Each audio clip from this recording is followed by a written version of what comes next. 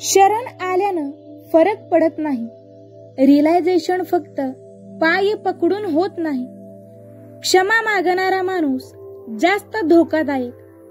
क्षमा मागणं, चूक कबूल करणं हा बहाणा असतो. पुन्हा पहिल्याच मार्गावर जाण्याचा परवाना असतो.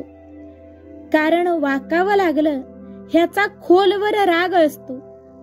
कुणाचा तरी अपमान केला, सभ्य उद्गार काढले, आपल्या प्रतिमेला तडा गेला, तो साधण्यासाठी माणूस क्षमा मागतो. आपण मूळचे तसे नाही आहोत हे ठासण्याचा तो दुबळा प्रयत्न असतो. क्षमा मागण्यानं पुन्हा पहिल्यासारखं वागण्याची ती मोकळीक मिळते. त्याऐवजी आपल्याला क्षमा कोणत्या कारणासाठी मागावी लागते आहे याचं आत्मपरीक्षण करावं. तुमच्या आयुष्यात येणारे सुखाचे क्षण हे पाऱ्याप्रमाणे असतात. हातात आलेसे वाटतात तेव्हा निसटून गेलेले असतात. सुगंधाचा आणि स्वप्नांचा फार जवळचा संबंध आहे. शेवटी दोघांचीही राख होते. ओळखी केल्यानं सौख्या इतकाच त्रास होतो. एखाद्याची ओळख होते आणि नाविन्याला चटावलेलं माणसाचं मन त्या ओळखीचाच विचार करीत बसते.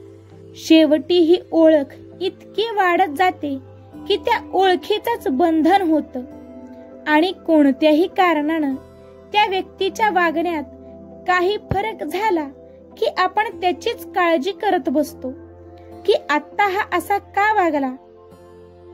एकाकीपण वेगळं, एकांत वेगळा. परिसराचं मौन म्हणजे एकांत आणि परिवारात असतानाही पोरकं वाटणं हे एकाकीपण. एकाकी वाटलं तर मनसोक्त रडावं. अश्रू म्हणजे दुबळेपणा नव्हे.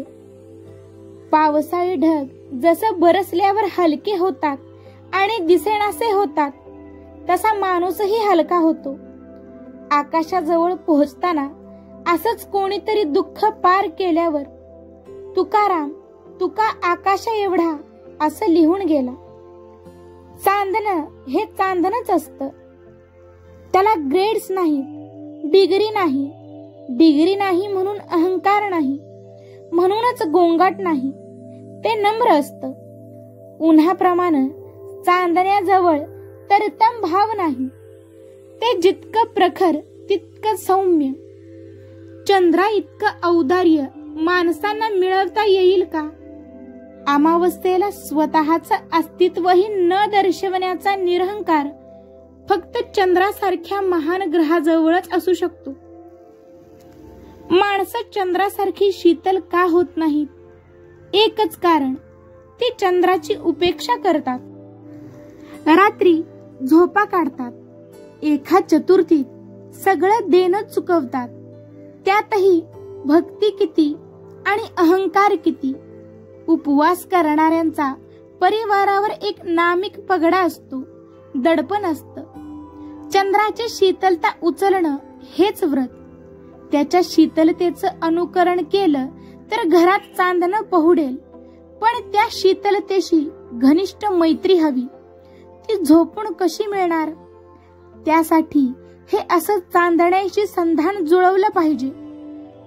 समुद्रासारखा जीवही चंद्र दिसला की झोपतोच, मिठाला जागतो. मग माणसं अशी थंड का? ती शांत असतील तर उत्तम, पण ती थंड म्हणजे निर्विकार असतात.